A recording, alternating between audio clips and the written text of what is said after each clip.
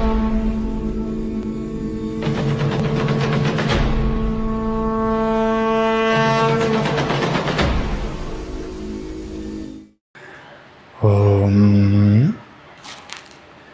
യസ്യാന്തം നാദിമധ്യം നഹി കരചരണം നാമഗോത്രം ന സൂത്രം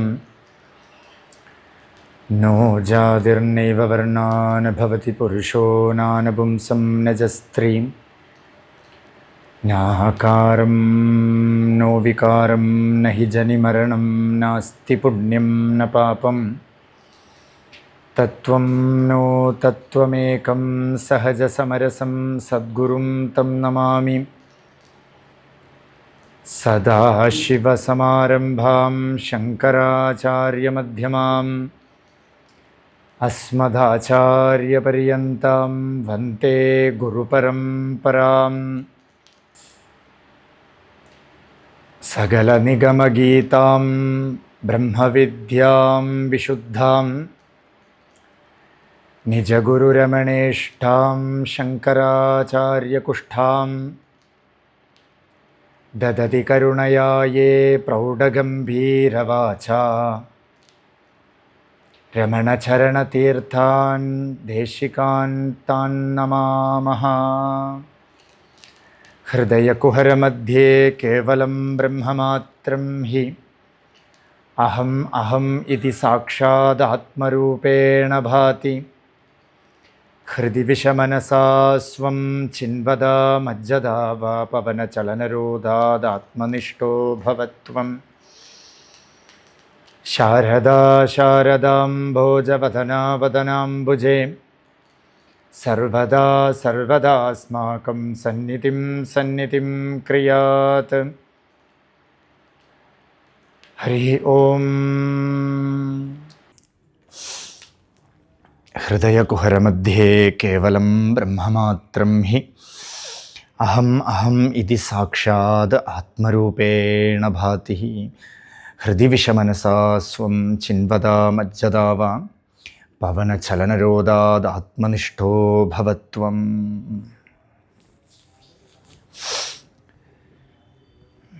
ഫാലാവനമ്രത്കിരീടം ഫാലനേത്രാർച്ചിഷാദർദ്ധപഞ്ചേഷു കീഢം ശൂലാഹതാരാതികൂഢം ശുദ്ധമദ്ദേന്ദുചൂഡം ഭജേ മാർഗബന്ധും. ശംഭോ മഹാദേവ ദേവ ശിവ ശംഭോ മഹാദേവ ദേവേശ ശംഭോ ശംഭോ മഹാദേവ ദേവ. അംഗേ വിരാജദ്ഭുജംഗം അഭ്രഗംകാതരംഗാഭിരാമോത്തമാംഗം ഓംകാരവാഠീകുരംഗം സിദ്ധസംസേവിതാം ഗ്രീം ഭജേ മാർഗബന്ധും. ശംഭോ മഹാദേവ ദേവ ശിവ ശംഭോ മഹാദേവ ദേവേശ ശംഭോ ശംഭോ മഹാദേവ ദേവ. നിത്യം ചിദാനന്ദരൂപം നിന്നുഥാശേഷലോകേശ വൈരിപ്രതാപം കാർത്തസ്വരാദ്യേന്ദ്രചാപം കൃത്തിവാസം ഭജേ ദിവ്യസന്മാർഗബന്ധും. ശംഭോ മഹാദേവ ദേവ ശിവ ശംഭോ മഹാദേവ ദേവേശ ശംഭോ ശംഭോ മഹാദേവ ദേവ. കന്ദർപ്പദർപ്പഘ്നമീശം കാലകണ്ഠം മഹേശം മഹാവ്യോമകേശം കുന്ദാഭദന്തം സുരേശം കോടിസൂര്യഃ പ്രകാശം ഭജേ മാർഗബന്ധും. ശംഭോ മഹാദേവ ദേവ ശിവ ശംഭോ മഹാദേവ ദേവേശ ശംഭോ ശംഭോ മഹാദേവ ദേവ. മന്ദാരഭൂതേരുധാരം മന്ദരാഗേന്ദ്രസാരം മഹാഗൗര്യധൂരം സിന്ധൂരധൂരഃ പ്രചാരം സിന്ധുരാജാതിധീരം ഭജേ മാർഗബന്ധും. ശംഭോ മഹാദേവ ദേവ ശിവ ശംഭോ മഹാദേവ ദേവേശ ശംഭോ ശംഭോ മഹാദേവ ദേവ. അപ്പയ്യ ദീക്ഷിതരുടെ മാർഗബന്ധു സ്തോത്രം ആണ് വിചാരം ചെയ്യാൻ പോണത്. ഈ മാർഗബന്ധു സ്തോത്രം എല്ലാവർക്കും വളരെ സുപരിചിതമാണ്. പക്ഷേ ഇത് ആരുടെ കൃതിയാണ്, ആരാണ് അപ്പയ്യ ദീക്ഷിതർ എന്ന് പലർക്കും വ്യക്തമേ ഇല്ല. അപ്പയ്യ ദീക്ഷിതർ തിരുവണ്ണാമലയിൽ ജനനം, വിനായക സുബ്രഹ്മണ്യൻ എന്ന് പേര്. അദ്ദേഹം വളരെ കുട്ടിനാളിൽ തന്നെ ഗുരുകുല സമ്പ്രദായത്തിൽ പോയി ശാസ്ത്ര അധ്യയനമൊക്കെ ചെയ്ത് 14 ശാസ്ത്രം 14 വിദ്യകൾ സമ്പൂർണമായിട്ട് വളരെ ശീഘ്രം പെട്ടെന്ന് തന്നെ എല്ലാം ഹൃദയസ്ഥമാക്കി സംസ്കൃതത്തിൽ വലിയ പണ്ഡിതൻ, വലിയൊരു ശാസ്ത്രവിത്ത്, സംസ്കൃത ഭാഷയിൽ വലിയ വിദ്യാസമ്പന്നനായിരുന്ന അദ്ദേഹത്തിൻ്റെ പൂർവനാമം പറഞ്ഞു വിനായക സുബ്രഹ്മണ്യ. വളരെയധികം ശീഘ്രം ശാസ്ത്ര അധ്യയനമൊക്കെ ചെയ്തതുകൊണ്ട് തന്നെ ഇദ്ദേഹത്തിന് ഒരു നാമം കൊടുത്തു, അപ്പയ്യ ദീക്ഷിതർ. ജന്മനായിട്ട പേരാണ് ആദ്യം പറഞ്ഞത്, അപ്പയ്യ ദീക്ഷിതർ എന്ന് പേര് വന്നു. അദ്ദേഹത്തിൻ്റെ സഹോദരൻ, ഇളയ സഹോദരൻ ആചാര്യ ദീക്ഷിത എന്നൊരു പേര്. അവർ രണ്ടുപേരും ശാസ്ത്രത്തിൽ നല്ല ശാസ്ത്രവിത്തായിട്ട് ജീവിച്ചു.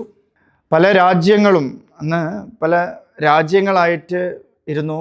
ചോളരാജ്യം, ആ രാജ്യങ്ങളിൽ പല രാജ്യങ്ങളിലുമുള്ള ആൾക്കാരും രാജാക്കന്മാരുമൊക്കെ ഈ അഭയദീക്ഷിതരുടെ ശാസ്ത്രജ്ഞാനം കണ്ടും സംസ്കൃതജ്ഞാനം കണ്ടും ഒക്കെ അവരുടെ ഒരു ആചാര്യ സ്ഥാനത്തിലേക്ക് ക്ഷണിക്കാൻ വന്നു. ഇദ്ദേഹം പരമശിവഭക്തനാണ്. ഉള്ളിൽ വളരെ ചെറുപ്പക്കാലത്ത് തന്നെ ശിവജ്ഞാനമുണ്ടായിരിക്കുന്നു, ശിവാദ്വൈതിയാണ്. അപ്പോൾ ചിന്നബൊമ്മൻ എന്നൊരു രാജാവ്, അദ്ദേഹത്തിന് വലിയ താല്പര്യം ഇയാളോട്, ഇദ്ദേഹത്തിനെ നമ്മുടെ ആചാര്യനാക്കി വയ്ക്കണം എന്നൊരു താല്പര്യം. പക്ഷേ ഒരിടത്ത് താല്പര്യം വന്നാൽ ഒരിടത്ത് വിരോധവും വരും. അദ്ദേഹത്തിൻ്റെ കൂടെ തന്നെ ഉണ്ടായിരുന്ന ശ്രീനിവാസ തത്താചാര്യ, അദ്ദേഹത്തിന് എന്തോ ഒരു വിരോധം. എന്താന്ന് വെച്ചാൽ ശിവഭക്തി തന്നെ വിരോധം. അദ്ദേഹം ശൈവനാണെന്നൊരു പ്രഥമ ദൃഷ്ടി, ജ്ഞാനത്തിലല്ല ദൃഷ്ടി, പ്രഥമത്തിൽ നമുക്ക് എന്താണോ ദൃഷ്ടി അതാണ് എല്ലാവരും വിലയിരുത്തണത്. അപ്പം അദ്ദേഹത്തിൻ്റെ പ്രഥമ ദൃഷ്ടിയിൽ അയാൾ കണ്ടത് ഇദ്ദേഹം വലിയൊരു ശൈവനാണ്, ശിവനല്ലാതെ വേറൊരു വസ്തുവേ ഇല്ല. തത്താചാര്യരോ വലിയൊരു വൈഷ്ണവാംശമുള്ള ആള്, വൈഷ്ണവൻ, അദ്ദേഹത്തിനെ അക്സെപ്റ്റ് ചെയ്യാനേ സാധ്യമല്ല ഇദ്ദേഹത്തിന്. അങ്ങനെ ഇദ്ദേഹം എതിരായി. അതുകൊണ്ട് തന്നെ അദ്ദേഹത്തിനെ ആ ആചാര്യ സ്ഥാനത്തിലേക്ക് ക്ഷണിക്കാൻ ചിന്നബൊമ്മന് ഒരു മടി ഉണ്ടായി. കാരണം വളരെയധികം ശാസ്ത്രജ്ഞാനമുള്ള ആള് തൻ്റെ രാജ്യത്തിൽ വന്നാൽ, തൻ്റെ രാജ്യത്തിൻ്റെ ഉപദേഷ്ടാവായാൽ ആ രാജ്യത്തിൻ്റെ പുരോഗതി, പക്ഷെ എവിടെയൊക്കെ നമുക്ക് പുരോഗതി ഉണ്ടോ ആ പുരോഗതിയൊക്കെ നമ്മളെ തടസ്സം ചെയ്യാനും ഒരു പ്രതിബന്ധം നമ്മുടെ കൂടെ തന്നെ വരും. അപ്പോൾ വലിയ ശാസ്ത്രജ്ഞാനി ആയിട്ടുള്ള ഇദ്ദേഹത്തിൻ്റെ ഒരു കൃതിയാണ് മാർഗബന്ധു സ്തോത്രം. അതിൻ്റെ പേര് കേട്ടാൽ തന്നെ നമുക്കറിയാം, മാർഗം എന്ന് പറഞ്ഞാൽ വഴി എന്നർത്ഥം. ബന്ധു, വഴി എങ്ങനെ നമുക്ക് ബന്ധുവാവാം? നമുക്കിപ്പോൾ നോക്കിയാൽ വെളിയിൽ എവിടെ നോക്കിയാലും ഭയമേ ഉള്ളൂ. ഭാര്യയ്ക്ക് ഭർത്താവിനെ ഭയം, ഭർത്താവിന് ഭാര്യയെ ഭയം, വീട്ടിൽ വീരനായിരിക്കും, വെളിയിൽ പോയാൽ ഭയം, വെളിയിൽ ആൾക്കാരോട് എങ്ങനെ സംസാരിക്കണം എന്ന് ഭയം. വെളിയിൽ വീരനായിരിക്കും, വീട്ടിൽ വന്നാൽ ചിലപ്പോൾ എലിയായിരിക്കും, വലിയ മിലിറ്ററി മാൻ ആയിരിക്കും, അതിർത്തിയിൽ നിന്ന് എല്ലാവരെയും ടപ്പേന്ന് വെടിവെക്കും. പക്ഷേ വീട്ടിൽ വന്ന കൊതുവലയിട്ടേ കിടക്കുകയുള്ളൂ, കാരണം കൊതുവിനെ ഭയം, എന്തോ ഒരു രോഗത്തിന് ഭയം, എല്ലാവർക്കും ഭയമുണ്ട്. മാർഗം എന്ന് പറയുന്നത് നമ്മുടെ ജീവിതം എന്നർത്ഥം, ജീവിതത്തിൻ്റെ ലക്ഷ്യം എന്നർത്ഥം. എന്താ ഒരു ജീവന്റെ ലക്ഷ്യം? സത്യസാക്ഷാത്കാരമാണ് ഒരു ജീവന്റെ ലക്ഷ്യം. ജീവൻ എല്ലായ്പ്പോഴും തേടിക്കൊണ്ടിരിക്കുന്നത് സത്യത്തിനെയാണ്. പക്ഷെ കിട്ടണത് എന്താ? സത്യത്തിൻ്റെ മുഖംമൂടിയെ മാത്രം കിട്ടുന്നു. മായ കിട്ടണതെല്ലാം സത്യം പോലെ ഇരിക്കണു, പക്ഷേ അതിൻ്റെയൊക്കെ അവസാന ഫലം എന്താ? ദുഃഖം. എന്തെങ്കിലും നമുക്ക് കിട്ടിക്കഴിഞ്ഞാൽ, ഒരു ആഗ്രഹത്തിൻ്റെ പിന്നിൽ കിട്ടിക്കഴിഞ്ഞാൽ, അത് കിട്ടിയാൽ നമ്മൾ ഓക്കെ ആണെന്ന് വിചാരിക്കുന്നു. വളരെ ചെറുപ്പക്കാലം തൊട്ട് നമുക്ക് എടുക്കാം. കുട്ടിയായിരിക്കുമ്പോൾ ഏതെങ്കിലും ഒരു കളിപ്പാട്ടത്തിനോട് ഒരു റിലേഷൻ വരുന്നു. ആ കളിപ്പാട്ടം കിട്ടിയാൽ എനിക്ക് വേറെ ഒന്നും വേണ്ടാന്ന് വിചാരിക്കുന്നു, അല്ലേ? അതേ കുട്ടി തന്നെ കുറച്ചു കാലം കഴിഞ്ഞ് ഈ കളിപ്പാട്ടത്തിനെ തൂക്കി എറിഞ്ഞ് വേറെ കളിപ്പാട്ടം എടുക്കുന്നു. അങ്ങനെ ജീവിച്ച് ജീവിച്ച് ഓരോ കളിപ്പാട്ടം വിട്ട് വിട്ട് വിട്ട് വിട്ട് വലിയ വലിയ കളിപ്പാട്ടങ്ങൾ തേടി പൊയ്ക്കൊണ്ടേയിരിക്കണം നമ്മൾ. പക്ഷെ വാസ്തവത്തിൽ തൃപ്തി ഉണ്ടോ എന്ന് ചോദിച്ചാൽ തത്കാലത്തേക്ക് തൃപ്തി ഉള്ളതുപോലെ തോന്നണോ, പക്ഷെ തൃപ്തിയില്ല. അപ്പൊ തൃപ്തിക്കുള്ള വഴി എന്താ? തൃപ്തിക്കുള്ള വഴി ലബ്ധോ പുമാൻ തൃപ്തോ ഭവതി. എന്ത് കിട്ടിയാലാണോ ഒരു ജീവന് തൃപ്തി ഉണ്ടാവണത്, അതിനെ, ആ വഴിയാണ് ദീക്ഷിതർ ഇവിടെ ഉപദേശിക്കണത്. ശംഭോ മഹാദേവ ശംഭോ. ആ വഴി ശാന്തിയിലേക്കുള്ള വഴിയാണ്. ശം എന്ന വാക്കിന് ശാന്തി എന്നർത്ഥം. ശം നോ മിത്രശം വരുണഃ ശം നോ ഭവത്വര്യമാ ശം ന ഇന്ദ്രോ ബൃഹസ്പതിഃ ശം നോ വിഷ്ണുരുക്രമഃ നമോ ബ്രഹ്മണേ നമസ്തേ വായോ ത്വമേവ പ്രത്യക്ഷം ബ്രഹ്മാസി. അപ്പോൾ എല്ലാത്തിനും ശാന്തിയാണ് ആവശ്യം. വാസ്തവത്തിൽ സുഖത്തെയാണ് നമ്മൾ തേടുന്നത്. എല്ലാവർക്കും സുഖം കിട്ടിയാൽ നല്ലതായിരിക്കും. എന്തിനാ ഈ ഓട്ടം ചോദിച്ചാൽ സുഖം. ധാരാളം സുഖം കിട്ടിയാൽ നന്നായിരിക്കും എന്ന് വിചാരിക്കുന്നു. പക്ഷെ വാസ്തവത്തിൽ നമുക്ക് സുഖമാണോ ശാന്തിയാണോ വേണ്ടത്? ഗീതയിൽ ഭഗവാനെ ചോദിക്കണു, അശാന്തസ്യ കുതസുഖഃ. അശാന്തി ആയിരിക്കണവന് എന്താ സുഖം? വാസ്തവത്തിൽ നമുക്ക് വേണ്ടത് എന്താ? അഭയം. അല്ലെ, അപ്പയ്യ ദീക്ഷിതർ എന്നാണ് പേര്. ഈ മാർഗബന്ധു സ്തോത്രം കേട്ടാൽ നമുക്ക് മനസ്സിലാവുക അപ്പയ്യ ദീക്ഷിതരല്ല, ഇത് അഭയ ദീക്ഷിതരാണ്. എന്ന് വെച്ചാൽ നമുക്ക് അഭയം തരും, ഭയത്തിൽ നിന്നും നമ്മളെ രക്ഷ തരും. നമുക്ക് അഭയോ വൈ ജനകഃ പ്രാപ്തോസി. ഉപനിഷത്തിൽ ജനകൻ എന്ത് ചെയ്തു? അഭയം എന്നൊരു നിലയിൽ അറ്റൈൻ ചെയ്തു. ഭയം വിട്ടുപോയി. ആ ഭയം വിട്ടുപോണതിനെയാണ് മാർഗബന്ധു എന്ന് പറയുന്നത്. നമ്മുടെ ജീവിതത്തിലുള്ള ഭയത്തെ ഇല്ലാതാക്കുക. എന്തുകൊണ്ടാണ് ജീവിതത്തിൽ ഭയം വരാൻ കാരണം? Because of attachment. ആരോടെങ്കിലും നമ്മൾ അതീവ പ്രേമം വെക്കണം, അല്ലേ? ആവശ്യമില്ലാത്ത അറ്റാച്ച്മെന്റ് കൊണ്ട് നമ്മൾ നമ്മളെയും ദ്രോഹം ചെയ്യണു, അവരെയും ദ്രോഹം ചെയ്യണു, അല്ലേ? ഒരാളോടുള്ള ഇഷ്ടം നമ്മളെയും ദ്രോഹം ചെയ്യണു, അവരെയും ദ്രോഹം ചെയ്യണു. ഇതുപോലെയാണ് അതീവ പ്രിയം ആരോട്? അനാത്മവസ്തുക്കളോട്. അനാത്മവസ്തു എന്ന് പറഞ്ഞാൽ ഇന്ന് നിന്ന് നാളെ നശിക്കണത്.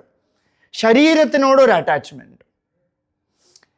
എൻ്റെ മകൻ ശരീരമാണ്, എൻ്റെ മകളൊരു ശരീരമാണ്, എൻ്റെ അച്ഛനൊരു ശരീരമാണ്, എൻ്റെ അമ്മയൊരു ശരീരമാണ് എന്ന് പറഞ്ഞ് അറ്റാച്ച്ഡ് ചെയ്യണു. ആ ശരീരം ഒരു നാളേക്ക് നശിക്കും. ശരീരത്തിന് നാശമുണ്ട്.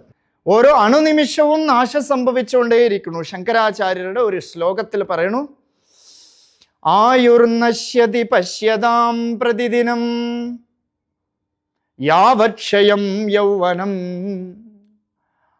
ആയുസ് പ്രതിദിനം നശിച്ചുകൊണ്ടേയിരിക്കുന്നു, ഓരോ നിമിഷം നശിച്ചുകൊണ്ടേയിരിക്കുന്നു. അതിനെ നമുക്ക് വെളിയിൽ കാണാനും പറ്റണു, ഇല്ല? വെളിയിൽ ഇറങ്ങിയാൽ ഒരു ദിവസം നോക്കുമ്പോൾ കറുത്ത കൊടി കാണും, ആരെങ്കിലുമൊക്കെ കൂടണ കാണാം, എടുത്തുകൊണ്ട് പോണ വരാം. ഇന്നലെ വരെ നടന്ന് പാല് വാങ്ങിച്ചുകൊണ്ടിരുന്ന ആള് ഇന്ന് 4 പേര് തൂക്കിക്കൊണ്ട് പോകണം. ഇന്നലെ വരെ കാര്യം സംസാരിച്ചുകൊണ്ടിരുന്ന ആള് ഇന്ന് സംസാരിക്കാനേ പറ്റാതെ കിടക്കണം. ഇന്നലെ വരെ സത്സംഗത്തിൽ നല്ല പോലെ കേട്ടുകൊണ്ടിരുന്ന ആൾ ഇന്ന് കേൾക്കാൻ പോലും പറ്റാതെ വേക്കൻഡ് ഹൗസ് പോലെ കിടക്കണം. ഇത് നമുക്ക് കാണാം. പശ്യതി പ്രതിദിനം നമുക്കിതിനെ കാണാം. യാവക്ഷയം യൗവനം. ഈ യൗവനം ഉണ്ടല്ലോ ക്ഷയിച്ചു പോയിക്കൊണ്ടേയിരിക്കുന്നു, അല്ലേ? ഇന്നലെ വരെ നമ്മൾ സ്ട്രോങ് ആയിരുന്നു, ഈ മലയൊക്കെ ചുമ്മാ കയറാമെന്ന് വിചാരിക്കണു. ഇപ്പൊ നോക്കിയാ മനസ്സ് കയറണം എന്നുണ്ട്, പക്ഷേ ശരീരം കയറണില്ല. എന്തുകൊണ്ടാ? ഞാനിത് എൻ്റേതെന്ന് കരുതണമെങ്കിൽ, ഞാനാണെങ്കിൽ ഈ ശരീരം കയറണം. പക്ഷെ ഞാൻ കയറണം എന്ന് വിചാരിക്കണു, ശരീരം ഒട്ട് കയറണമില്ല. എന്താ കാരണം എന്ന് വെച്ചാൽ നമ്മൾ ശരീരമാണെന്ന് കരുതണു. ആ ശരീരമാണെന്ന് കരുതണതാണ് മാർഗത്തിന് വിരോധം. വാസ്തവത്തിലെ മാർഗം ഏതാ? ഞാൻ ശരീരമല്ല, ഞാൻ മനസ്സല്ല, എനിക്ക് മരണമില്ലാത്ത സ്വരൂപമാണ്. ആ സ്വരൂപത്തെ കാട്ടിത്തരണമെങ്കിൽ എന്തു വേണം? ശാന്തി വേണം. ശാന്തിക്ക് അറ്റാച്ച്മെന്റ് പാടില്ല. അതുകൊണ്ട് എന്താ ഫലം? അശാന്തി. അപ്പൊ ശാന്തിക്ക് നമ്മൾ അറ്റാച്ച്ഡ് ആവണം. ആരുമായിട്ട് അറ്റാച്ച്ഡ് ആവണം? സദ്വസ്തുവുമായിട്ട് അറ്റാച്ച്ഡ് ആവണം. ഒരിക്കലും മാറാത്ത ഒരു പൊരുളിനായിട്ട് അറ്റാച്ച് ആവണം.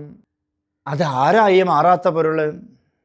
തത്കാലത്തേക്ക് നമുക്ക് ഈശ്വരൻ, അല്ലേ? ഒരു ക്ഷേത്രത്തിൽ പോയ ഒരു കല്ലായിട്ടിരിക്കുന്ന ഈശ്വരൻ ഒരു കാലത്ത് മാറണില്ല. പോറ്റിമാർ മാറണു, നടത്തുന്ന ആൾ മാറണു, ബാക്കിയെല്ലാം മാറിപ്പോണു, ക്ഷേത്രം തന്നെ മാറിപ്പോണു, ആ വിഗ്രഹം അങ്ങനെ തന്നെ ഇരിക്കണം. അല്ലേ? അപ്പോൾ ആദ്യത്തെ പടി ഭക്തി, ഒരു ക്ഷേത്രത്തിലിരിക്കണ ഭഗവാനോടുള്ള ഒരു ഭക്തി.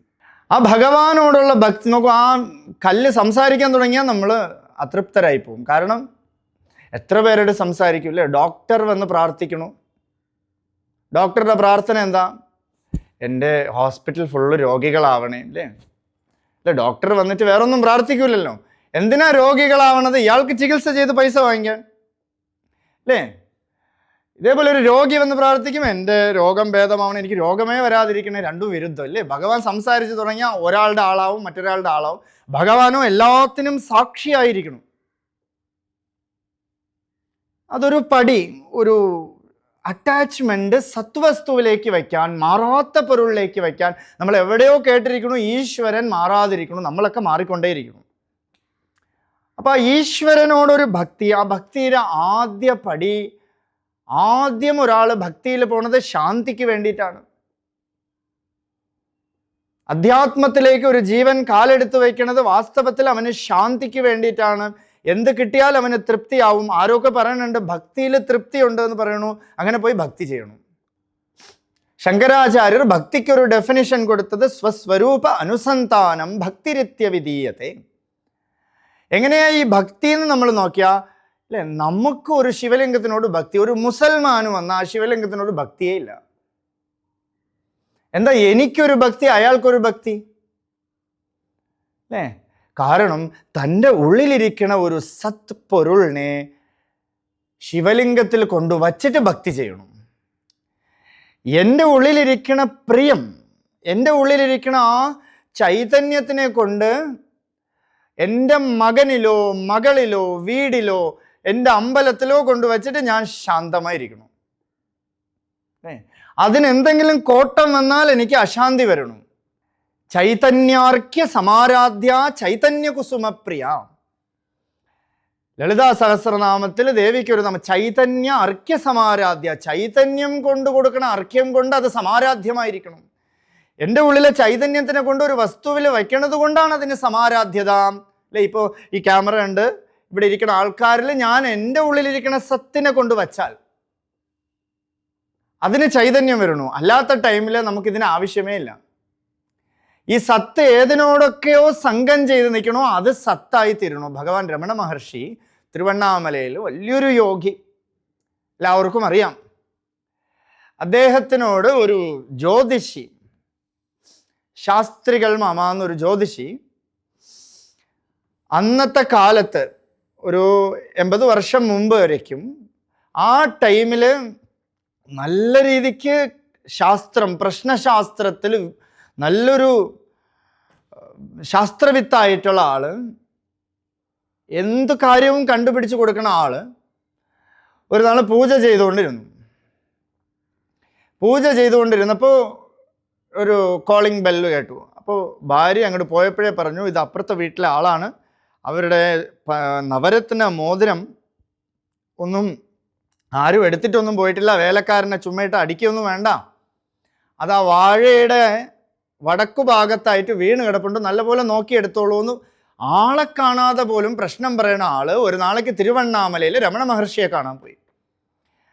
മഹർഷിയുടെ അടുത്ത് പോയിട്ട് ചോദിച്ചു, ഭഗവാനെ ജ്യോതിഷം സത്യമാണോ? ജ്യോതിഷം സത്യമാണോ എന്ന് ചോദിച്ചു. അപ്പൊ മഹർഷി ജ്യോതിഷം സത്യമാണെന്ന് പറഞ്ഞാൽ അതിനുള്ള എന്തെങ്കിലുമൊക്കെ പറഞ്ഞു കൊടുക്കണം. ഇനി ജ്യോതിഷം സത്യമല്ല എന്ന് പറഞ്ഞാൽ അല്ലേ, ഇദ്ദേഹത്തിൻ്റെ കയ്യിലും പല ശാസ്ത്രങ്ങളും ഗ്രന്ഥങ്ങളും എല്ലാം ഉണ്ട്, ശാസ്ത്രവിത്താണ്, ഇദ്ദേഹം അതിനെ എതിർത്ത് പറയും. ഭഗവാൻ പറഞ്ഞു അതെല്ലാം സത്യം, അതെല്ലാം സത്യമാണ്.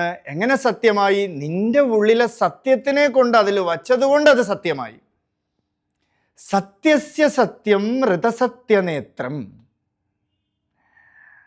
സത്യസ്യ സത്യം, ഈ കാണുന്ന സത്യം എന്തുകൊണ്ട് സത്യമായിട്ട് പ്രകാശിക്കണമെന്ന് പറഞ്ഞാൽ എൻ്റെ ഉള്ളിലെ സത്യത്തിനെ കൊണ്ട് ആ സത്യത്തിൽ വയ്ക്കണം, അതുകൊണ്ട് അത് സത്യമായിട്ട് പ്രകാശിക്കണം അല്ലേ? അതുകൊണ്ട് തൻ്റെ ഉള്ളിലിരിക്കുന്ന അംശത്തിനെയാണ്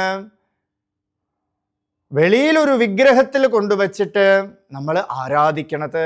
അപ്പോൾ ഭക്തിയുടെ അടുത്ത പടി എന്താ? തൻ്റെ ഉള്ളിലെ ചൈതന്യത്തിലേക്ക് തിരിയുക. അന്തർമുഖ സമാരാധ്യ ബഹിർമുഖസ്സു ദുർലഭ. വെളിയിൽ പോയി തേടണതെല്ലാം എൻ്റെ ഒരു സത്യത്തിൻ്റെ അംശം മാത്രമാണ്. ആ സത്യം എൻ്റെ ഉള്ളിൽ അന്തർമുഖ സമാരാധ്യ, എൻ്റെ ഉള്ളിൽ സമാരാധ്യമായിരിക്കണം. ആ സമാരാധ്യമായ പൊരുളിനെ അറിയണമെങ്കിൽ വെളിയിലൊരു പൊരുൾ വേണം. അതിനെയാണ് ഇവിടെ അഭയാദീക്ഷിതർ പാടണത്. ഫാലാവനം രത് കിരീടം ഫാലനേത്രാർച്ചിഷാ ദഗ്ധ പഞ്ചേഷു കീഠം ശൂലാഹതാരാതികൂഢം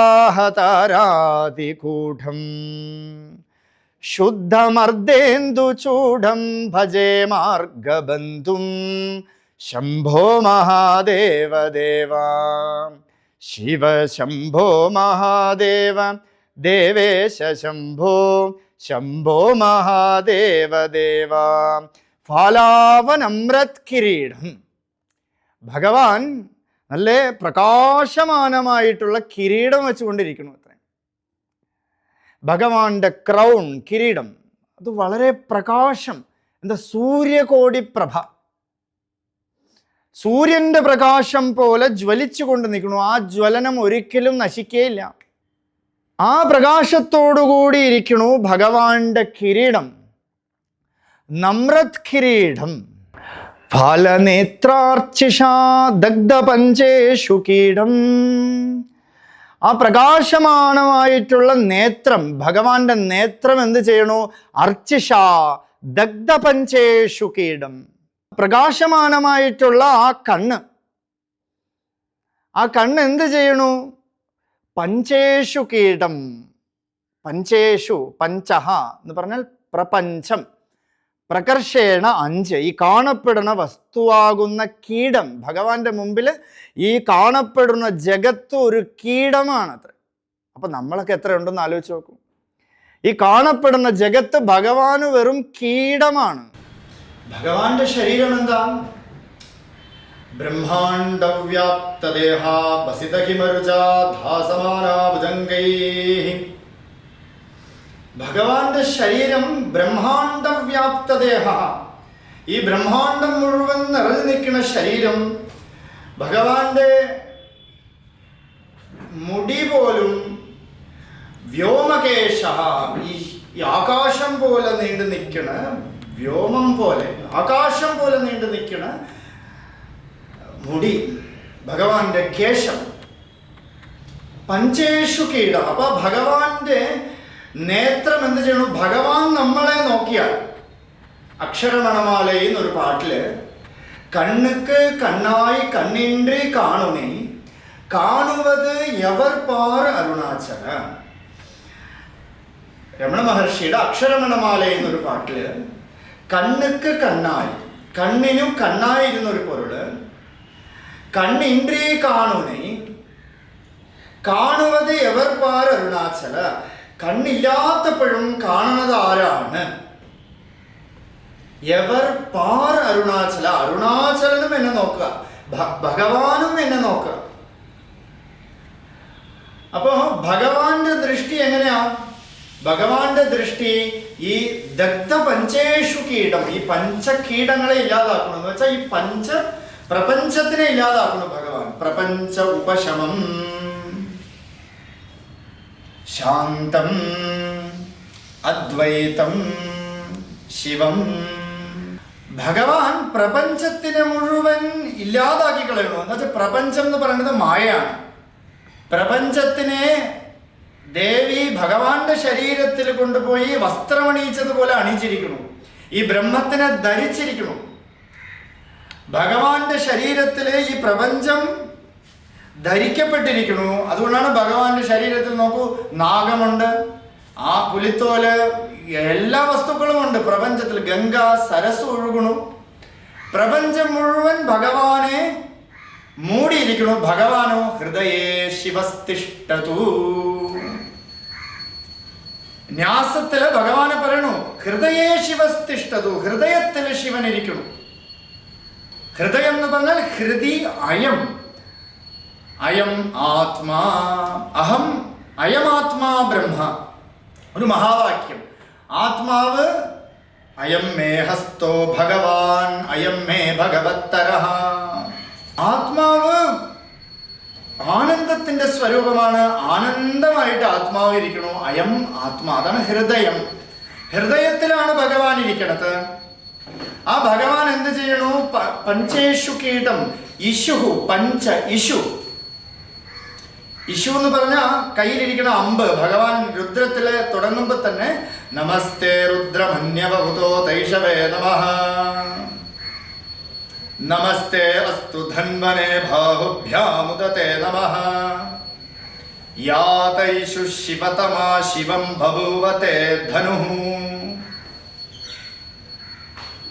ശിവാശരവ്യായ തവതയാനോ രുദ്രമൃഢയ. ഭഗവാൻ എങ്ങനെ ഇരിക്കണു? കയ്യില് ഭഗവാന്റെ ആദ്യം ശ്രീരുദ്രത്തിൽ പറയുന്നത് ഭഗവാന്റെ കോപത്തിന് ഒരു നമസ്കാരം. ഭഗവാന്റെ കയ്യില് ഒരു വില്ലിരിപ്പുണ്ട്, ആ വില്ലിനൊരു നമസ്കാരം, അമ്പിനൊരു നമസ്കാരം. ആ ഭഗവാന്റെ കയ്യിലിരിക്കുന്ന അമ്പ് എന്ത് ചെയ്യണമെന്ന് വെച്ചാൽ നമ്മളെ നേരെ ഏത് നമ്മൾ എന്തൊക്കെ ലോകത്തിനെ പിടിച്ചു വെച്ചിരിക്കണോ ആ ലോകത്തിനെയൊക്കെ ഇല്ലാതാക്കണം. എന്തിനൊക്കെയോ നമ്മൾ അറ്റാച്ച്ഡ് ആയിരിക്കണോ ആ അറ്റാച്ച്ഡ് ആയ പൊരുളിനെയൊക്കെ ഭഗവാൻ ഇല്ലാതാക്കി ഭഗവാനെ തരണു. മാണിക്യവാചകർ സ്വാമി ഒരു ശ്ലോകത്തിൽ പറയുന്നുണ്ട്, തന്തത് ഉന്തനെ കൊണ്ടത് എന്തനെ മഹേഷ ഇതിൽ യാർലോ ചതുരരും. തന്തത് ഉന്തനെ, ഭഗവാൻ എനിക്ക് തന്നത് ഭഗവാനെ തന്നെയാണ്. കൊണ്ടത് എന്തനെ, കൊണ്ടുപോയത് എന്താ? എൻ്റെ ഈ ആവി ഉടൽ, എൻ്റെ ഈ മനസ്സ്, ശരീരം, ആവശ്യമില്ലാത്ത നശ്വരമായ വസ്തുവിനെ കൊണ്ടുപോയിട്ട് എനിക്ക് ഭഗവാൻ തന്നിരിക്കണു, ഭഗവാനെ തന്നെ തന്നിരിക്കണു. ഇതിൽ യാർ ചതുരരോ എന്ന് ചോദിച്ചാൽ ഇതെന്ത് ബിസിനസ്സാണ് നടത്തുന്നത് ഭഗവാൻ? ഒരു ലാഭവും ഇല്ലാത്ത വസ്തുവിനെ എടുത്തിട്ട് പരമലാഭത്തെ തരണു ഭഗവാൻ. അതുകൊണ്ട് ഭഗവാൻ പോയി ഏതെങ്കിലും മാനേജ്മെന്റ് കോഴ്സിൽ പോയി ബിസിനസ് സ്റ്റഡീസ് ഒക്കെ പഠിച്ചിട്ട് വരുമെന്ന് പറയുന്നു.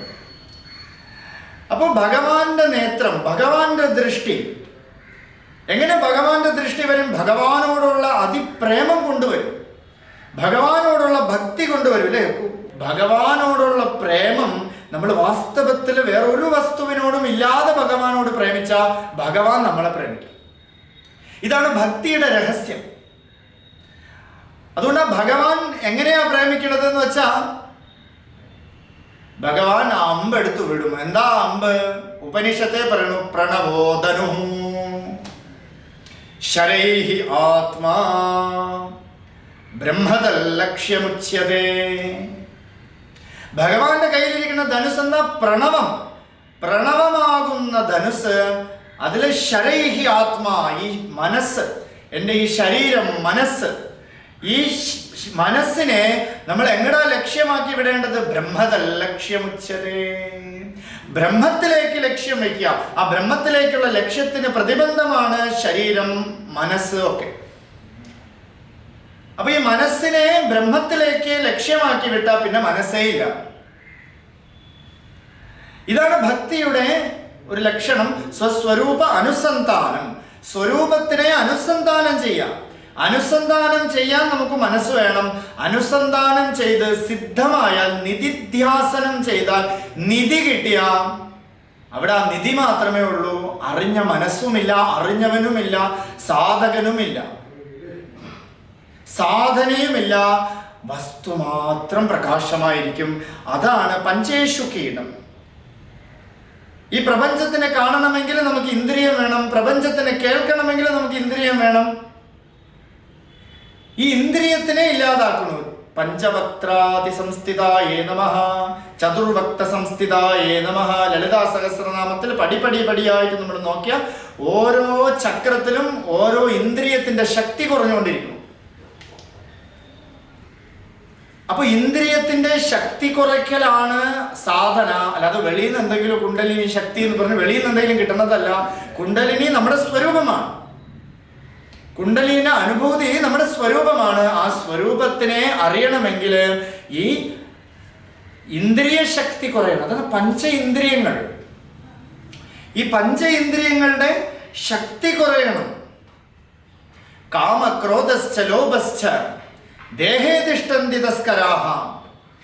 ജ്ഞാനരത്ന അപഹാരാർത്ഥം തസ്മാത് ജാഗ്രത ജാഗ്രത. കാമം, ക്രോധം, ലോഭം, മോഹം എന്ന് പറഞ്ഞിട്ട് നമ്മുടെ ഉള്ളിൽ തന്നെ വസിക്കണു കള്ളന്മാർ. ആ കള്ളന്മാർ ആരാണ്? ആ കള്ളന്മാരെ നയിക്കണതെന്ന് വെച്ചാൽ കേനേഷിതം പദ്ധതി പ്രേഷിതം മനഃ. എന്തുകൊണ്ട് ഈ മനസ്സ് വെളിയിൽ പോണു, ഇന്ദ്രിയങ്ങൾ വെളിയിൽ പോണെന്ന് ചോദിച്ചാൽ ശ്രീരുദ്രത്തിൽ ഭഗവാൻ ഒരു നാമമുണ്ട്, തസ്കരാണാം പതയേ നമഃ.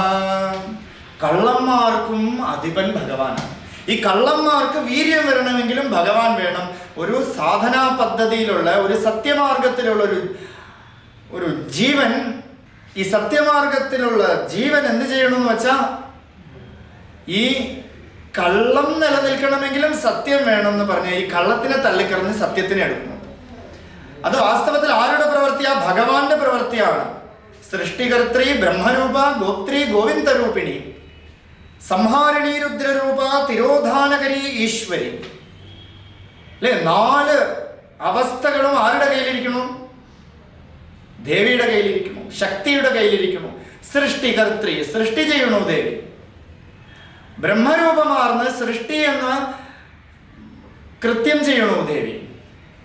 പഞ്ചകൃത്യത്തിൽ ഒരു കൃത്യം.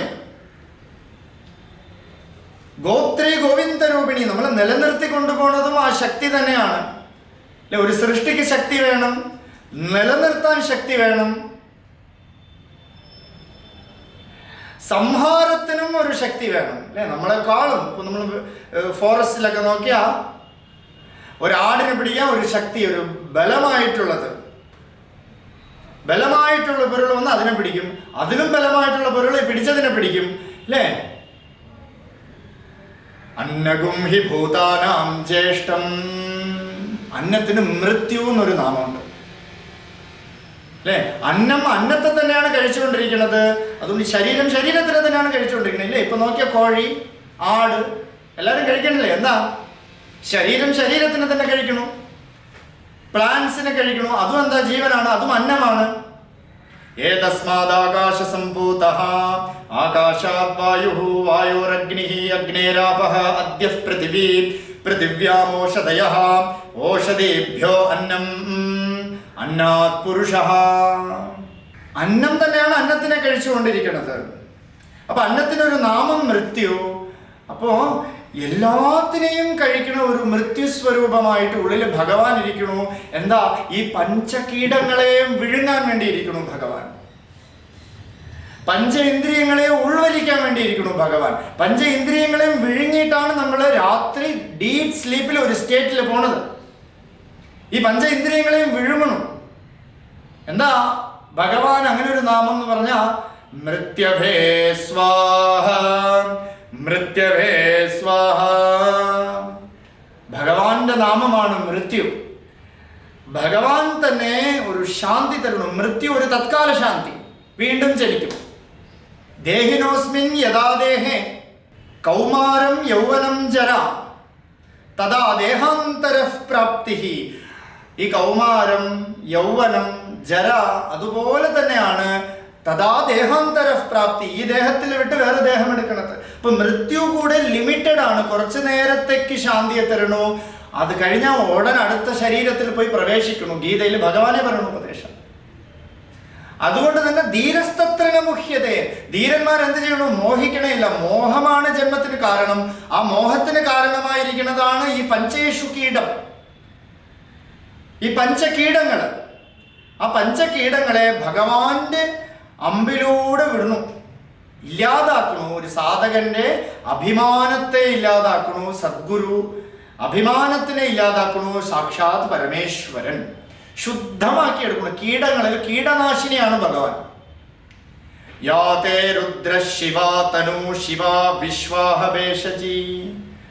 വിശ്വത്തിനുമുള്ള മരുന്ന്. വിശ്വത്തിന്റെ പ്രോബ്ലം എന്താ? കീടം,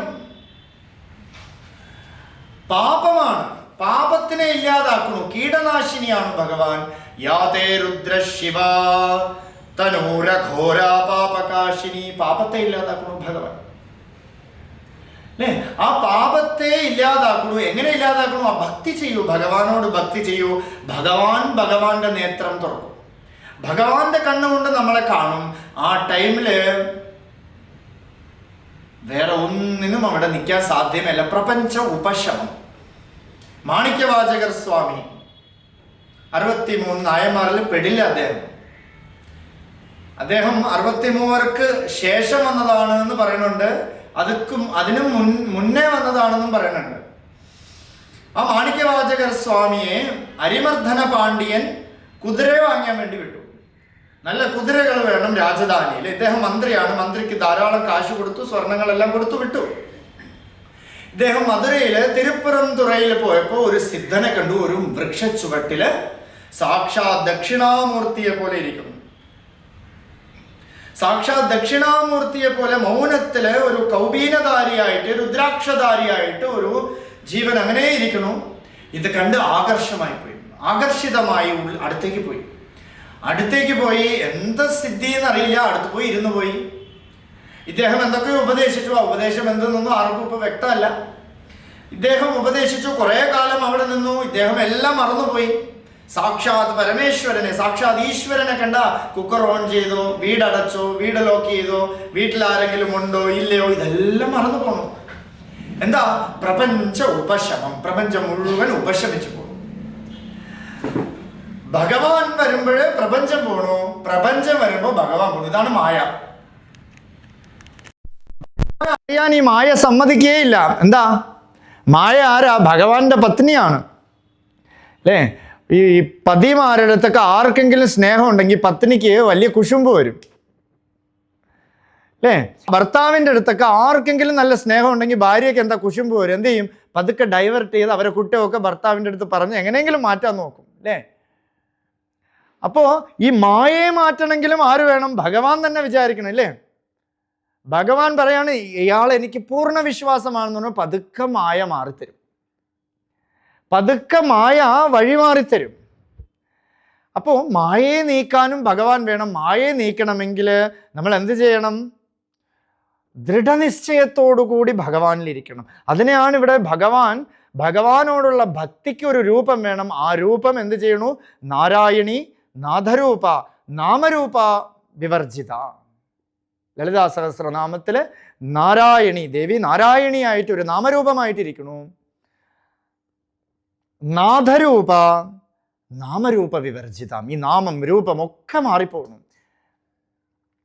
യഥാ നദ്യാസ്യന്തമാനാഃ സമുദ്രം മസ്തം ഗച്ഛന്തി നാമരൂപേ വിഹായ.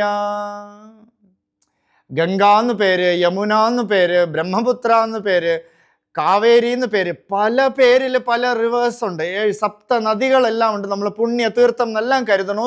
ഈ തീർത്ഥങ്ങളെല്ലാം പോയി കടലിൽ പോയി അസ്തമിക്കണു. സമുദ്രം അസ്തം ഗച്ഛന്തി നാമരൂപം വിഹായ. സമുദ്രത്തിൽ പോയി കഴിഞ്ഞാൽ അതിന് ഗംഗ എന്ന് പേരില്ല, അതിന് യമുന എന്ന് പേരില്ല, ഒറ്റ പേര്. അതുകൊണ്ട് നമ്മളൊക്കെ പേരെന്താ? ശിവൻ. മംഗളമായത് എന്നർത്ഥം ശിവന്. 8 വയസ്സായ കുട്ടി ശങ്കരാചാര്യർ തൻ്റെ ഗുരുവിൻ്റെ അടുത്ത് പോയിട്ട് കസ്ത്വം ശിശു, നീ ആരാണ് ശിശു എന്ന് ചോദിച്ചപ്പോൾ ഗുരുവിനോടുള്ള മറുപടി എന്താന്ന് വെച്ചാൽ ന ഭൂമിർന തോയം ന തേജോ ന വായു ന ഖംനേന്ദ്രിയം വാ ന തേഷാം സമൂഹ അനൈകാന്തികത്വാത് സുഷുപ്തൈക സിദ്ധ തദേകോവശിഷ്ട ശിവക്കേവലോഹം. ഞാൻ ശിവമാണെന്ന് പറഞ്ഞു. എൻ്റെ സ്വരൂപം ശിവമാണ്, മംഗളമായതാണ് എൻ്റെ സ്വരൂപം. ഈ പഞ്ചഭൂതങ്ങളൊന്നും ഞാനല്ല. അപ്പോൾ പഞ്ചേഷു കീടം, അവിടെ ശിവൻ സാക്ഷാത്കാരമായി വന്നിരിക്കുന്നു. അതുകൊണ്ട് പ്രപഞ്ചം പോയി. അപ്പൊ ഈ പ്രപഞ്ചം അങ്ങോട്ട് മാറണം. ആ പ്രപഞ്ചം അങ്ങോട്ട് നമ്മളെ സ്വയമേവ മാറ്റിയില്ലെങ്കിൽ ഭഗവാൻ എന്ത് ചെയ്യും? ശൂലാഹതാരാതികൂട്ടം. ഭഗവാന്റെ കയ്യിലിരിക്കുന്നത് എന്താ? ശൂലം അല്ലേ? തൃശൂലം. ആ തൃശൂലം എടുത്ത് ഭഗവാൻ പ്രയോഗിക്കും. നമ്മളായിട്ട് ഈ മാർഗത്തിൽ പോയില്ലെങ്കിൽ സദ്ഗ്രന്ഥങ്ങള്, ഉപനിഷത്ത്, വേദം, മഹാപുരുഷന്മാരുടെ ഗ്രന്ഥങ്ങള്, കൃതികള്, ഇതൊക്കെ വായിച്ച് നമ്മൾ ഇനിയും സത്യത്തിലേക്ക് പോയില്ലെങ്കിൽ നമ്മൾ എന്തൊക്കെയോ പിടിച്ചു വച്ചിരിക്കുന്നത് ഭഗവാൻ എടുക്കും. അതുകൊണ്ട് ഭാഗവതത്തിൽ തന്നെ ഭഗവാൻ പറയണു, ഏതത് ഇഷ്ടതമം ലോകം, എത്ര ഇഷ്ടമുള്ള കാര്യമുണ്ടോ തദ്ദത് നിവേദയാമി, എനിക്ക് നിവേദ്യം ചെയ്യൂ അതിനെ. എത്ര എത്ര ഇഷ്ടമുള്ള വസ്തു ഉണ്ടോ അത് എനിക്ക് നിവേദ്യം ചെയ്യൂ. നിവേദ്യം ചെയ്യൂ എന്ന് പറഞ്ഞാൽ അതിനെ ഞാനായിട്ട് കാണൂ. ഈശാവാസ്യമിതം സർവം. സർവത്തിനെയും ഈശ്വരനായിട്ട് കാണണമെങ്കിൽ സർവത്തിനെയും ഈശ്വരനെ കൊണ്ട് മൂടണം. യത്കിഞ്ച ജഗത്യാം ജഗത്. ഈശ്വരൻ ഒരു അമ്പലത്തിൽ മാത്രമാണെന്ന് വെച്ചാൽ നമ്മൾ ലിമിറ്റഡ് ആയി പോകണം അല്ലേ? അമ്പലത്തിൽ നിന്ന് വിട്ടുപോയി, ഒരു കൊറോണ വന്ന് അമ്പലത്തിലെ ദർശനമേ ചെയ്യാൻ പറ്റണില്ല, ലിമിറ്റഡ് ആയിപ്പോയി നമുക്ക് അല്ലേ? മാനസിക പ്രശ്നം വന്നു. ആ ഭഗവാൻ എല്ലാവരിലും നിലകൊള്ളണമെന്ന് അറിഞ്ഞാൽ, എല്ലാവരിലും നിലകൊള്ളണമെന്ന് അറിഞ്ഞാൽ നമുക്ക് വിഷമം പോവും, താപം പോവും അല്ലേ? മാണിക്യവാചകർ സ്വാമിയും ആ പരമേശ്വരനെ പോയി കണ്ടു കഴിഞ്ഞതും ആ ഒരു രൂപത്തിനെ കണ്ടതും പ്രപഞ്ചം മുഴുവൻ പോയി. കുതിര വാങ്ങിക്കാൻ പോയെന്ന് മറന്നുപോയി. എനിക്കൊരു രാജാവുണ്ട്, ആ രാജാവ് എന്നെ ഒരു ദൗത്യം ഏൽപ്പിച്ചു എന്ന് മറന്നുപോയി. കർമ്മം മുഴുവൻ പോയി. ആ കർമ്മം മുഴുവൻ പോയി. എന്തുകൊണ്ടാ? സാക്ഷാത് ഈശ്വരൻ്റെ അടുത്ത് സമ്പർക്കം വന്നു. എല്ലാത്തിനെയും ഈശ്വരനായിട്ട് കണ്ടു. അപ്പയ്യാദീക്ഷിതർക്കും അങ്ങനെ ഒരു സന്ദർഭമുണ്ട്. എല്ലാത്തിനെയും ശിവനായിട്ട് കണ്ടു. അതുകൊണ്ട് തന്നെ ശ്രീനിവാസ തത്താചാര്യ, ആ ശ്രീനിവാസ തത്താചാര്യൻ എന്ത് ചെയ്തു? പല പല മാർഗത്തിലൂടെ ഇദ്ദേഹത്തിനെ ഇല്ലാതാക്കാൻ ശ്രമിച്ചുകൊണ്ടിരുന്നു. വിഷം കൊടുത്തു. നല്ല സമൃദ്ധമായ സദ്യയിൽ വിഷം വെച്ച് കൊടുത്തു. ആ വിഷം വലിച്ചതേ ഇല്ല. എന്താ? ആ വിഷമിരിക്കണ അന്നവും ഭഗവാൻ. അന്നേഷു വിവിധ്യന്തി പാത്രേഷു പിപധോജനാന്. ആ അന്നവും ഭഗവാനായിരുന്നു അല്ലെ? വിഷ്ണു സഹസ്രനാമത്തിൽ ഭഗവാന്റെ ഒരു നാമമാണ് അന്നം. അന്നമന്നാതയേവച. അന്നം ഭഗവാന്റെ തന്നെ നാമമാണ്. അപ്പോൾ ആ അന്നം അവിടെ ഭഗവാനായിട്ട് കണ്ടു. പോയിസണും ഭഗവാൻ തന്നെ. അതുകൊണ്ട് അതിൽ നിന്നും ഒന്നും ഏറ്റില്ല. പിന്നെ എന്ത് ചെയ്തു? ധാരാളം ആൾക്കാരെ ആയുധം വെച്ച് വഴിയിൽ നിർത്തി. രാജാവിന് എഴുതിയതുപോലെ ഒരു കള്ളക്കത്ത് എഴുതി കൊടുത്തു. ഇത്ര പേര് ആയുധത്തോടു കൂടി നിൽക്കുന്ന ആൾക്കാർക്ക് ആയുധം പ്രയോഗിക്കാൻ പറ്റണില്ല. അപ്പയ്യാദീക്ഷിതരുടെ അടുത്ത് ആയുധം പ്രയോഗിക്കാൻ പറ്റണില്ല. എന്താ കാരണം? പ്രയോഗിക്കണമെങ്കിൽ കൂടെയും ആ ശക്തി, അന്തര്യാമി ശിവം വേണം. എത്ര വലിയ ഗുസ്തിക്കാരനാണെങ്കിലും മരിച്ചു പോയാൽ അദ്ദേഹത്തിന് എണീറ്റ് ഗുസ്തി ചെയ്യാനൊന്നും പറ്റണില്ല. എന്തുകൊണ്ടാണ്? ജഡമാണ്. ജഡത്തിനെ ഉണ്മയെന്ന് കരുതണു നമ്മൾ അല്ലേ? അപ്പൊ ഉള്ളിലിരിക്കണ ചൈതന്യം വേണം അതിന് ശക്തി കൊടുക്കേണ്ടത്. ചിത്ശക്തി ചേതനാരൂപ ജഡശക്തിർ ജഡാത്മിക. ചിത്തിന്റെ ശക്തി കൊണ്ടാണ് ജഡത്തിനും ശക്തി ഉള്ളതുപോലെ തോന്നണത്, ചൈതന്യമുള്ളതുപോലെ തോന്നണത്. അപ്പോൾ ഉള്ളിൽ ആ ഈശ്വരൻ ഇരിക്കണു. എല്ലാവരുടെ ഉള്ളിലും സർവഭൂതാനം ഈശ്വര സർവഭൂതാനം ഹൃദ്ദേശേ അർജുന തിഷ്ഠതി. അങ്ങനെ കണ്ടപ്പോൾ അദ്ദേഹത്തിന് ഒന്നും ചെയ്യാൻ പറ്റിയില്ല. അവസാനം അങ്ങനെ ഈ ശ്രീനിവാസ തത്താചാര്യർ തന്നെ ഒരു നാളേക്ക് ആയുധം വെച്ചുകൊണ്ട് കുറേ പേരുടെ പിന്തുണയോടുകൂടി വന്നു. ഈ അഭയാദീക്ഷിതർ എന്ത് ചെയ്തു എന്ന് വെച്ചാൽ ആ കണ്ണിലൂടെ ഒരു ജ്വാല വന്ന് ഇവരെല്ലാം ഭസ്മമാക്കി കളഞ്ഞു. ഇവരെയൊക്കെ ഭസ്മമാക്കി മാറ്റി, ഭസ്മീകരിച്ച് കളഞ്ഞു. എങ്ങനെയാ? ഭഗവാൻ എല്ലാത്തിനെയും ഭസ്മമാക്കി മാറ്റും. മൃത്യു എന്ന് പറയുന്ന ഒരു വസ്തു നമ്മളെയൊക്കെ ഒരു ഫിനോമിനൻ നമ്മളെയൊക്കെ ഭസ്മമാക്കി മാറ്റുന്നു അല്ലേ? ഈ നമ്മൾ ഇന്ന് വരെ അഹങ്കരിച്ചതൊക്കെ നാളെ 3 വരെ അത്രേ ഉള്ളൂ. ഇന്ന് വരെ ഞാൻ എൻ്റേതെന്ന് അഭിമാനിച്ചതൊക്കെ നാളത്തേക്ക് ഭസ്മമാണ്, വെറും ആഷ്. ഭസ്മമാക്കി കളഞ്ഞു. എങ്ങനെയാ? നേത്രത്തിലൂടെ, കണ്ണിലൂടെ, ദൃഷ്ടിയിലൂടെ. ഭഗവാൻ തന്നെയാണത്. എന്നിട്ട് തിരിച്ച് രൂപം കൊടുത്തു അത്ര. ആദ്യം ഒന്ന് ഭസ്മീകരിച്ചു, പിന്നെ ഒന്ന് രൂപം കൊടുത്തിട്ട് അവർക്കെല്ലാം ഈശ്വരനാണ് വന്നിരിക്കണമെന്ന് പറഞ്ഞ് നമസ്കാരം ചെയ്തു. അപ്പൊ ഈശ്വരൻ എന്ത് ചെയ്യണു? ഈ പ്രപഞ്ചത്തിനെ മുഴുവൻ ഭസ്മീകരിച്ച് ഈശ്വരൻ മാത്രമായിട്ട് നിലകൊള്ളണു, നിർവാണമാക്കണു. നമ്മളെ തുണി മുഴുവൻ അഴിച്ചു കളഞ്ഞു. ക്ഷീരയഴിത്ത് നിർവാണമായി ചെയ്ത് അരുൾ ക്ഷീരയഴുത്ത് അരുൾ അരുണാചല. ക്ഷീരയഴിത്ത് ഇപ്പൊ ഇട്ടിരിക്കണ വാസാംസി ജീർണാനി യഥാവിഹായ. ഈ വാസന ആകുന്ന ഈ ഡ്രസ്സ് അല്ലെ, നമ്മൾ മുന്നിലേ കൊണ്ടുവന്ന ഈ വാസനയാകുന്ന ഡ്രസ്സിനെ അങ്ങോട്ട് ഇല്ലാതാക്കിയിട്ട് ഭഗവാൻ നിർവാണമാക്കി നമ്മളെ നിർത്തുന്നു. ഒന്നും നേക്കഡായിട്ട് നിൽക്കുന്നു. എന്ന് വെച്ചാൽ ശിവം മാത്രമായി നിൽക്കുന്നു. പ്രപഞ്ചവും പഞ്ചഭൂതത്തിനെയും മൊത്തം മാറ്റിവെച്ച അവശേഷിക്കുന്നത് എന്താണോ ആ ശിവമാക്കി നമ്മൾ മാറ്റണു. ശൂലാഹതാരാതി കൂട്ടം. ആരാതി എന്ന് പറഞ്ഞാൽ ശത്രു. ശത്രുവിനെ നിഗ്രഹിക്കണു. ആരാ ശത്രു എന്ന് നോക്കിയാൽ നമ്മൾ തന്നെയാണ് ശത്രു. ഒരാളെ മിത്രം എന്ന് കരുതുന്നു നമ്മൾ തന്നെയാണ്. ഒരാളെ ശത്രുവാക്കി മാറ്റുന്നതും നമ്മൾ തന്നെയാണ്. അതുകൊണ്ട് ശത്രു സംഹാര പൂജയൊക്കെ ആളുകൾ ചെയ്യണമെങ്കിൽ സൂക്ഷിച്ചോ. ശത്രു സംഹാരം നമ്മളെ തന്നെ സംഹരിച്ചോളെ. നമ്മളാണ് ബേസിക്കലി ശത്രു, അല്ലേ? എന്താ അവൻ ശത്രു ആവാൻ കാരണം? അവൻ ചോദിച്ചത് എന്തോ കൊടുത്തു, പിന്നെന്താ, പിന്നെ അവൻ ചോദിച്ചപ്പോൾ കൊടുത്തില്ല, ഇല്ലെങ്കിൽ അവൻ ചോദിച്ച സാധനം തിരിച്ച് തന്നില്ല, പിന്നെ ശത്രുവായി. First of all you gave that, അല്ലേ? നീ അത് കൊടുത്തു. അത് കൊടുത്തത് കൊണ്ടാണ് അതിൻ്റെ ഫലമായിട്ട് ശത്രുത വന്നിരിക്കുന്നത്. അതുകൊണ്ട് ശത്രുവിനെ ഇല്ലാതാക്കുക എന്ന് പറഞ്ഞാൽ കൊടുക്കൽ വാങ്ങലിനെ ഇല്ലാതാക്കണു, ക്രിയയെ ഇല്ലാതാക്കണു, കർമ്മത്തിനെ ഇല്ലാതാക്കണു. ഭഗവാൻ എന്ത് ചെയ്യണു? കർമ്മത്തിനെ പതുക്കെ ഇല്ലാതാക്കണു.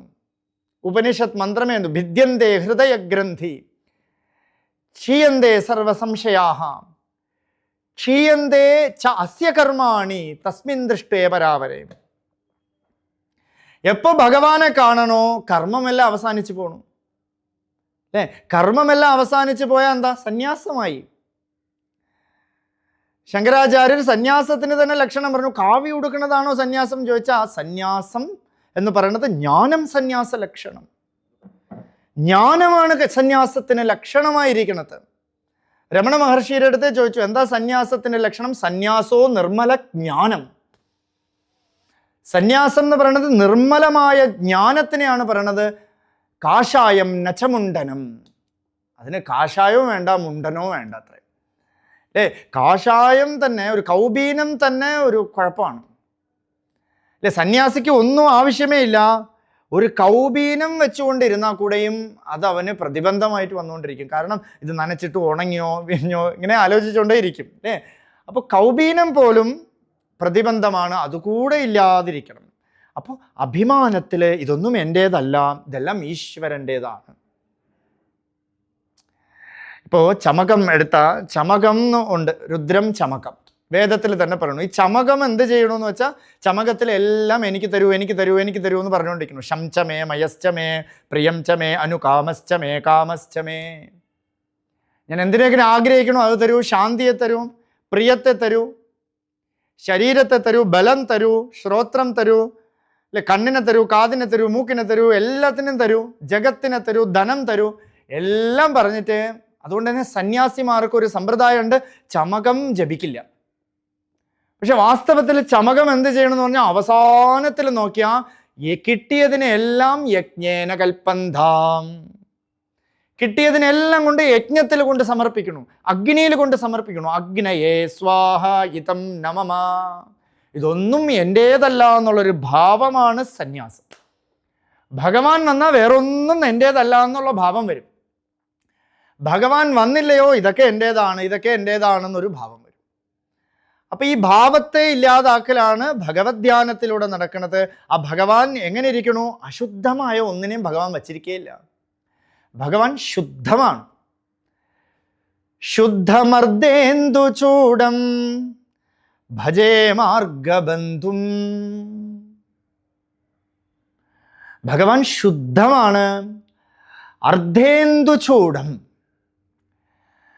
ഭഗവാന്റെ ശിരസില് ആരെ ചൂടിയിരിക്കണു? കലാഭ്യാം ചൂടാലങ്കൃത ശശികലാഭ്യാം നിചതപ ഫലാഭ്യാം ഭക്തേഷു പ്രകടിത ഫലാഭ്യാം. ഭഗവാന്റെ ശിരസില് ഭഗവാൻ 64 കലകളെയും ചൂടിയിരിക്കുന്നു. കലാഭ്യാം ചൂടാലങ്കൃത ശശികലാഭ്യാം. ശശികല ചൂടിയിരിക്കുന്നു. ആരാ അത്? ദേവി, പ്രകൃതി. പ്രകൃതിയെ മുഴുവൻ ഭഗവാൻ ചൂടിയിരിക്കുന്നു, ശിരസിൽ അലങ്കാരമായിട്ട് വെച്ചിരിക്കുന്നു. ആ ഭഗവാൻ എങ്ങനെ ഇരിക്കണു? പ്രകൃതിയെ ചൂടിയാലും ആ പ്രകൃതിയായിട്ട് ഒരറ്റാച്ചഡും അല്ലാതെ ഇരിക്കണു. തിരുവണ്ണാമലയിൽ രമണ മഹർഷിയെ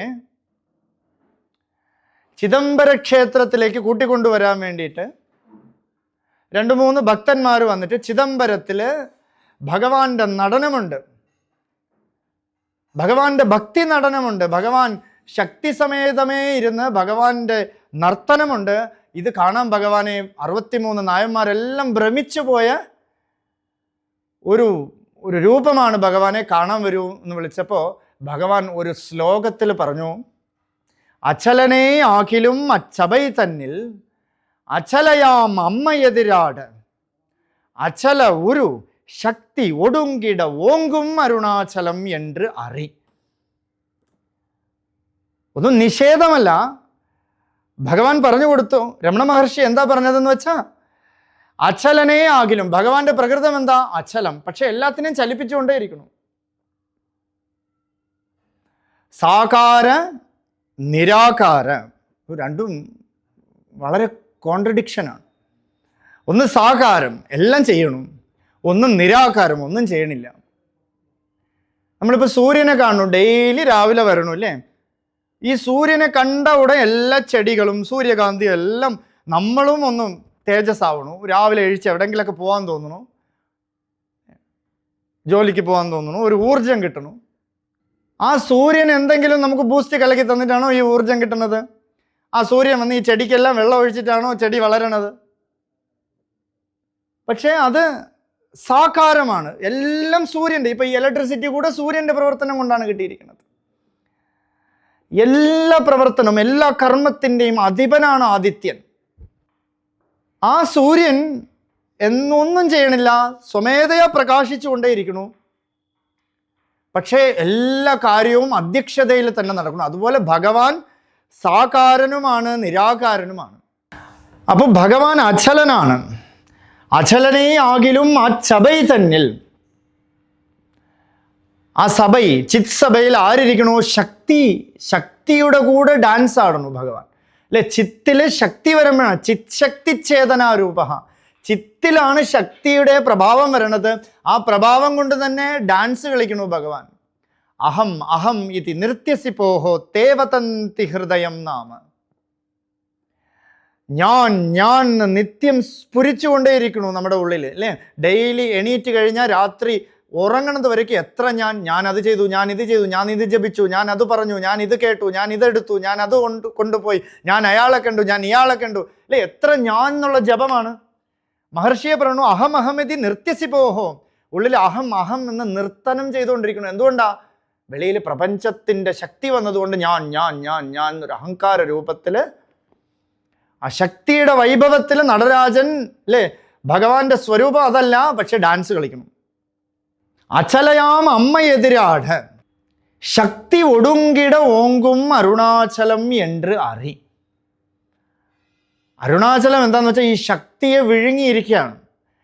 എത്ര ഡാൻസ് കളിച്ച ആളായാലും ഈ ഡാൻസ് കളിച്ച ആളും എല്ലാത്തിനും വിഴുങ്ങിയിട്ടാണ് രാത്രി സുഖമായിട്ട് ഉറങ്ങണത് അല്ലേ? എല്ലാ ശക്തിയെയും എല്ലാം മാറ്റി സുഖമായിട്ട് ഉറങ്ങണം. അവിടെ ശക്തിയില്ല, കൈ ഇങ്ങനെ എടുത്തു വെച്ചാൽ ഇങ്ങനെ വീഴും.